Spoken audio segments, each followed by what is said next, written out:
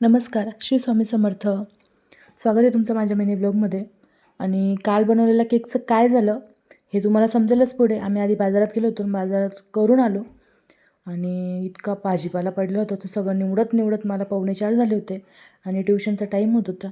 तर मी बराच स्पीड घेतला होता. म्हटलं चला आता जेवढं होईल तेवढं करून आवरून घेऊ आणि असं सगळं नीटनेटकं असं फ्रीजमध्ये ठेवून दिलं.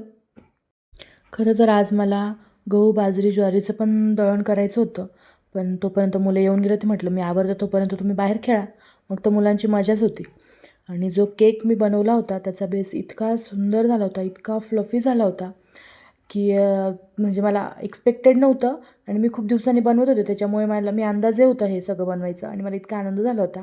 एकदम परफेक्ट झालेला होता तो. आणि ह्या केकवरती क्रीम वगैरे लावायला माझ्याकडे खरंच वेळ नव्हता. म्हटलं आता फुरसतमध्ये कधी दुसरा वगैरे केक बनवेल तेव्हा पूर्ण दाखवेल तुम्हाला. आणि मग हा केक कट करून आम्ही खाऊन घेतला त्याला आणि मग बाकीची सगळी कामं आवरली. आणि नंतर मला महत्त्वाचं काम म्हणजे मला गहू, ज्वारी, बाजरीचं हे दळण करायचं होतं आणि हे करत करत जवळपास मला रात्रीचे 11:45 झाले होते. आणि हे करणं गरजेचं होतं कारण की दुसऱ्या दिवशी मी फुल टाईम स्कूलमध्ये होते. नंतर ट्यूशन मला पॉसिबलच नव्हतं आणि संपलेलं होतं सगळं. त्याच्याशिवाय स्वयंपाकच झाला नसता. त्याच्यामुळे मला किती वेळ होणार होता तरी मला करणं होतं आहे. आणि बघा मी खरंच रात्रीचे 12 वाजले ते दाखवण्यासाठी मी झूम केला होता खिडकीजवळ की खरंच रात्र झाली असं. आणि मी खरंच खूप दमले होते. तुम्हाला दिसतच असेल माझ्या चेहऱ्यावरून. चला तर इथेच एंड करते. भेटू पुढच्या ब्लॉगमध्ये. बाय.